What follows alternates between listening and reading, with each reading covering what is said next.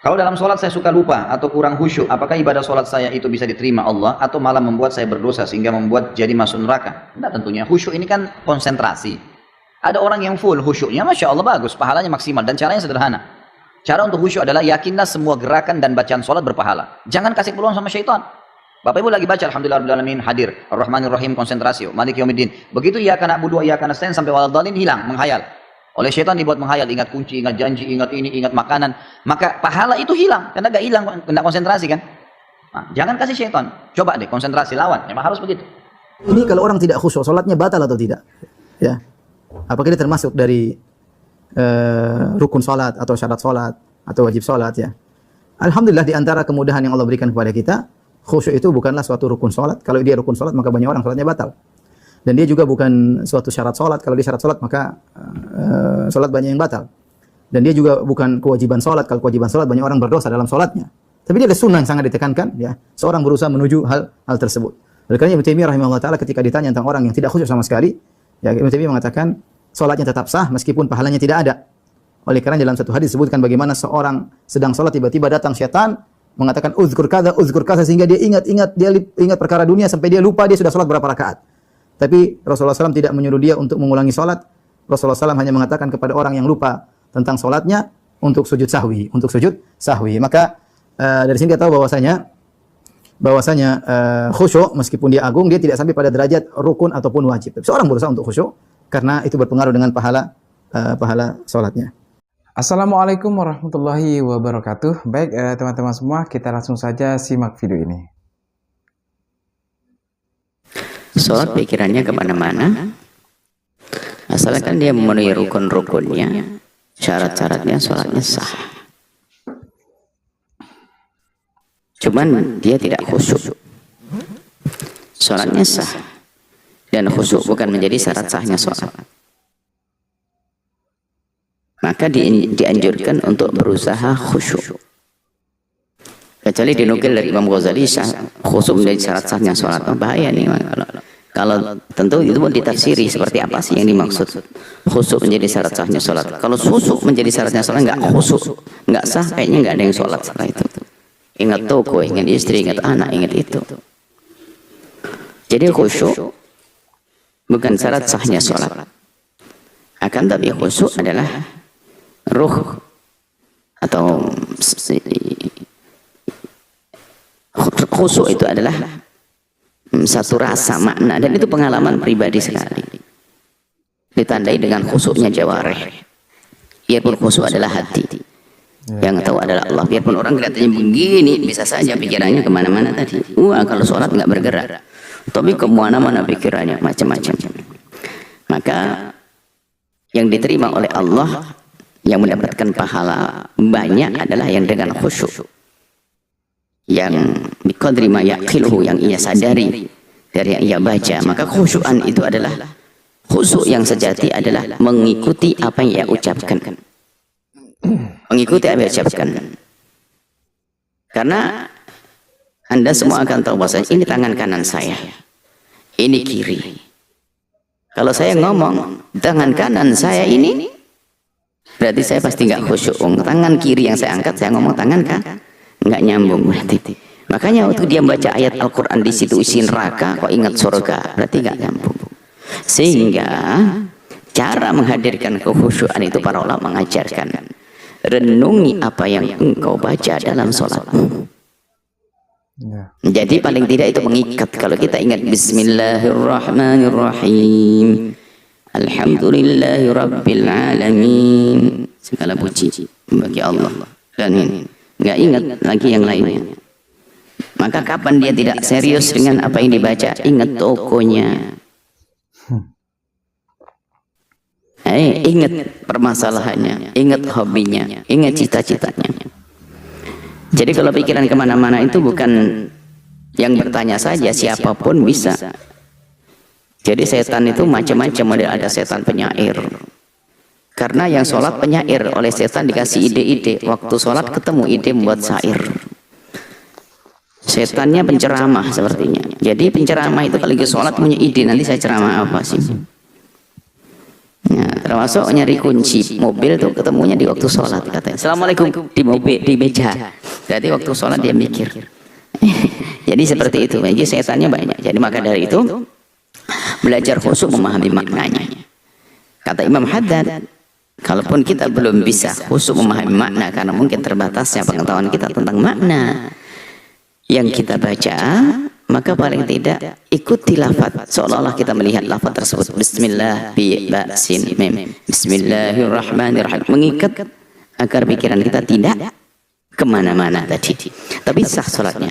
Dan khusyuk itu wahbi, karunia dari Allah, nggak bisa dibuat-buat. Maka mintalah kekhusyuan kepada Allah. Kadang setiap orang pun berbeda-beda. Ada suatu ketika dia sholat tenang dan khusyuk, esoknya enggak sama sekali. Sehingga khusyuk ini hendaknya dikunci. Sehingga di dalam melakukan satu ibadah itu ada kunci, dikasih lapis-lapis begitu. Jadi sebelum sholat ada qabliyah, lalu ada ba'diyah. Jadi kalaupun seandainya ada yang kurang beres, ba'diyahnya. Jadi mikir sandalnya waktu ba'diyah. Tapi kalau assalamualaikum langsung lompat, berarti assalamualaikum sandalku di kiriku kananku. Kayak ini. Jadi makanya hikmah di balik sholat sunnah zikir itu adalah untuk mengunci, melapis, membentengi sholat fardu ini agar aman. Bahkan dikatakan oleh baginda itu yang bisa menambal kekurangan sunnah yang dilakukan itu penambal daripada kekurangan yang ada dalam sholat fardu. Seperti itu. Berusahalah untuk khusyuk. Berusaha khusyuk itu sendiri sudah dinilai khusyuk oleh Allah. Dan khusyuk ini pengalaman pribadi, nggak usah. Wah, alhamdulillah kalau saya sholat ya siapa yang bohong pun ada yang tahu, nggak ada alat deteksi khusyuk. Alat deteksi khusyuk nggak ada. Orang nggak ada deteksi pikiranmu lagi ingat apa, nggak keluar. Nggak seperti dicapkin langsung lihat gambar kamu lagi mikir kuno, nggak ada. Jadi makanya khusyuk itu sangat pribadi. Maka belajarlah khusyuk dengan cara tadi, merenungi, membaca bacaan sesuai dengan yang baca kita hadirkan di hati kita, di pikiran kita.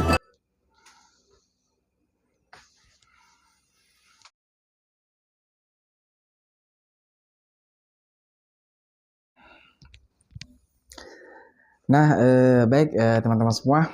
Nah, kita barusan sudah menyimak bersama-sama yaitu tentang sahkah sholat ketika kita sholat itu tidak khusyuk, teman-teman ya. Nah, ini kan sesuatu hal yang mungkin terjadi kepada teman-teman ataupun ya saya ketika lagi sholat, teman-teman ya. Ataupun sering terjadi juga kepada kebanyakan orang yang sholat. Nah, jadi teman-teman memang khusyuk itu ya, kalau menurut saya teman-teman ya, apa ya, mungkin saya merasakan bahwa khusyuk itu, untuk khusyuk itu mungkin susah teman-teman, sulit teman-teman ya. Nah, kadang-kadang saya mencoba untuk apa ya, seperti yang Bu Yahya tadi saya katakan, bahwa untuk merenungi teman-teman ya, bacaan-bacaan yang kita baca itu hanya bertahan sebentar teman-teman. Nah, ketika apa ya, ketika kita merenungi apa yang kita baca ya teman-teman ya, tak lama setelah itu maka akan pikiran itu langsung ya katakanlah kemana-mana teman-teman, ingat ini ingat itu. Jadi ya kalau saya memang sulit teman-teman ya. Nah, jadi memang yang disampaikan Bu Yahya tadi bahwa